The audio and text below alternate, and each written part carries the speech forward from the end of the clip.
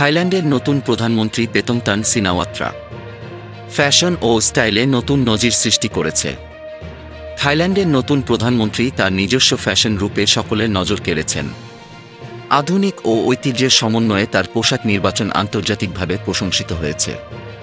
16 August থাইল্যান্ডের পার্লামেন্টে 319টি vote পেয়ে পেতংতান সিনাওয়াত্রা দেশের সর্বকনিষ্ঠ প্রধানমন্ত্রী নির্বাচিত হয়েছেন। সাবেক প্রধানমন্ত্রী থাকসিন সিনাওয়াত্রার কন্যা পেতংতান এর আগে ব্যবসায়িক জগতে সুপরিচিত ছিলেন। ফ্যাশনে তার প্রধান বৈশিষ্ট্য হল থাই ঐতিহ্য ও আধুনিকতার মিশেল।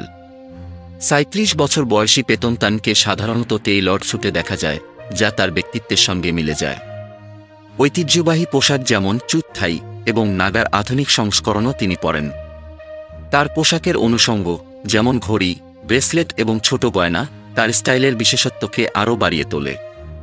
ব্যবসায়ী ও 2 সন্তানের মা পেতংতানের ক্যারিয়ার শুরু হয় পারিবারিক ব্যবসা থেকে। তিনি থাইকম ও এসসি কর্পোরেশনের মতো বড় প্রতিষ্ঠানে নেতৃত্ব দিয়েছেন। পরে 2021 সালে ফিউ থাই পার্টির হয়ে রাজনীতিতে প্রবেশ করেন। পেতংতানের শিক্ষাজীবন শুরু হয় সেন্ট জোসেফ কনভেন্ট স্কুল থেকে। এরপর ব্যাংককের চুলালংকর্ণ বিশ্ববিদ্যালয় থেকে স্নাতক ও যুক্তরাজ্যের ইউনিভার্সিটি অব সারে থেকে স্নাতকোত্তর ডিগ্রি অর্জন করেন।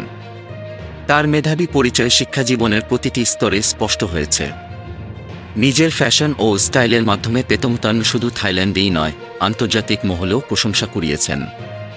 তার আধুনিক ও ঐতিহ্যবাহী ফ্যাশনের সমন্বয় অনেকের কাছে গ্রহণযোগ্যতা পেয়েছে। পেতংতানের নেতৃত্বে থাইল্যান্ডের ভবিষ্যৎ কেমন হবে তা দেখার অপেক্ষায় রয়েছেন দেশটির জনগণ।